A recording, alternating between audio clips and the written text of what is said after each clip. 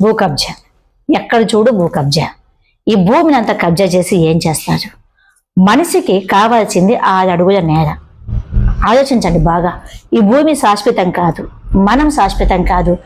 ఇప్పటి వరకు కూడా ఈ భూ కబ్జా చేసే వ్యక్తులకు కానీ, ఈ మేము ఓటేసి గెలిపించిన తర్వాత నాయకులు కొంతమంది ప్రజలకు చేసే అన్యాయాలు కానీ, ప్రజలకు దక్కాల్సిన దక్కనీయకుండా ఆపడం కానీ, ప్రజల పేరు చెప్పి తినే నాయకులకు కానీ నేను అడిగే ప్రశ్న ఒకటే: ఇన్ని వేల ఎకరాలను కబ్జా చేసి, ఇన్ని వేల కోట్లు సంపాదించుకొని, ఇంతమందిని మోసం చేసి, ఇంతమంది కన్నీరు మీరు చూసి, ఇంతమంది కడుపు కోతను మీరు చూసి, ఇంతమందిని బాధ పెట్టి, ఇన్ని వేల కోట్లు సంపాదించుకున్న తర్వాత మీరేం చేస్తారు?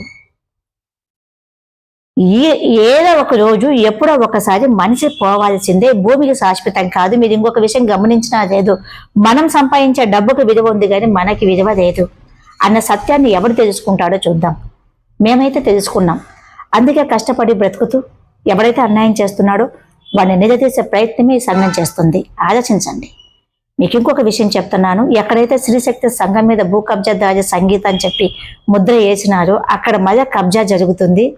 ఎవరైతే మా మీద కేసు పెట్టినాడో వాడే కబ్జా చేస్తున్నాడు. వాడికి ఏం అధికారం ఉంది? వాడు ఎందుకు కబ్జా చేస్తున్నాడు?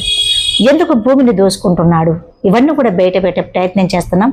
మాకు ఎవరు సహాయం చేయాలన్నా, ఎవరు సపోర్ట్ చేయాలన్నా మా ఫోన్ నెంబర్ ఇవ్వడం జరుగుతుంది. మమ్మల్ని సంప్రదించండి. మీకు తగిన సాక్ష్యాలు మేము ముందు పెడతాము. ఈ నాయకులకు నేను ఒకటే అడుగుతున్నాను, ఎంతసేపు ఉన్నా కూడా మాకు ఈ పదవి కావాలి, మాకు ఈ అధికారం కావాలి, మేము పదానాన్ని మీకై మీరు గుర్తించేసుకోవాల్సిన అవసరం లేదు, మీకై మీరు తెలుపుకోవాల్సిన అవసరం లేదు. నిజమైన నాయకుడు ఎవరైతే ఉన్నాడో ప్రజలు గుర్తిస్తారు. ప్రజలు ఖచ్చితంగా ఈసారి ఎన్నుకుంటారు. ప్రజలు ఓటేస్తారు. ప్రజలకు ఏ నాయకుడు సేవ చేస్తాడో ఆ నాయకుడికి ₹1 ఓటుకు డబ్బు తీసుకోకుండా ఓటు వేయనీకి ప్రజలు సిద్ధంగా ఉన్నారు.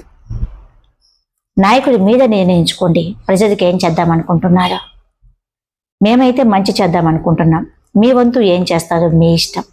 ఉంటాం.